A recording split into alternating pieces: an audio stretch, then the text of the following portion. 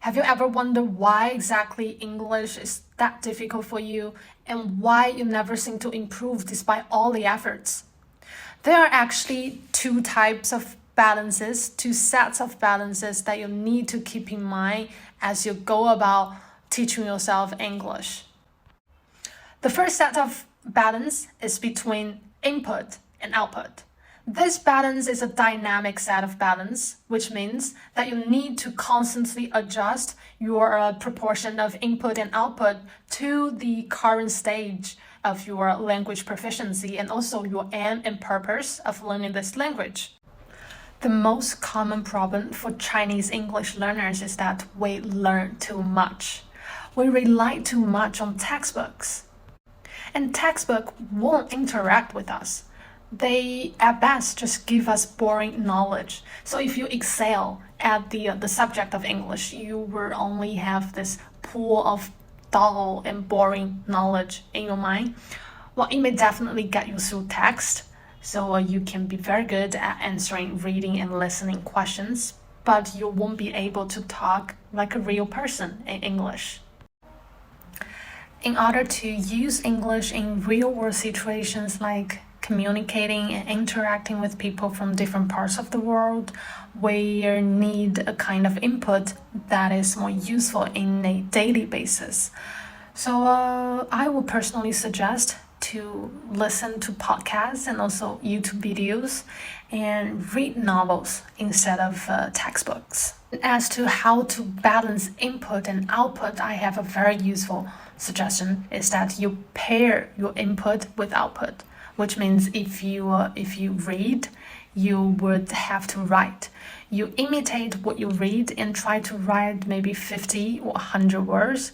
And after you listen to a bunch of podcasts and YouTube videos, you try to speak, you try to talk to yourself and imitate how people talk.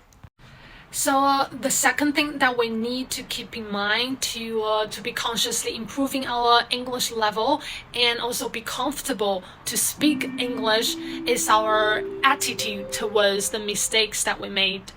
Because it's only natural that we made mistakes as a foreign language learner.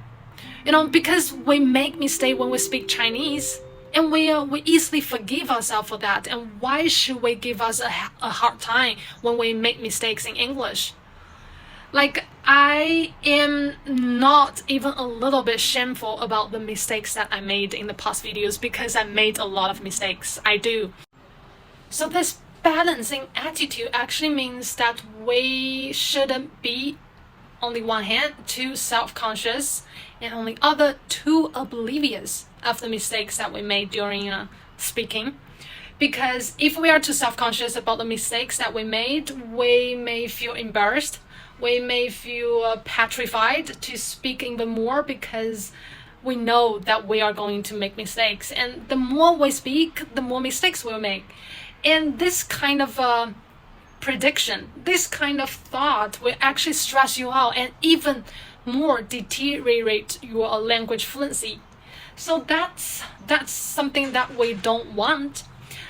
And on the other hand, we also cannot be too oblivious of our mistakes, because mistakes are only valuable and meaningful when we learn from them. If we are oblivious, if we don't care about the mistakes that we made, we may be very good with the practical English. We may be able to make ourselves understood. We may be able to talk to native speakers, all right? But our English will be forever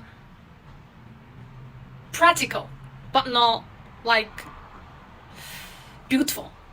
Well, I don't know whether it's a good word to describe it or not, but like, you get the feeling, right? You get the feeling, okay?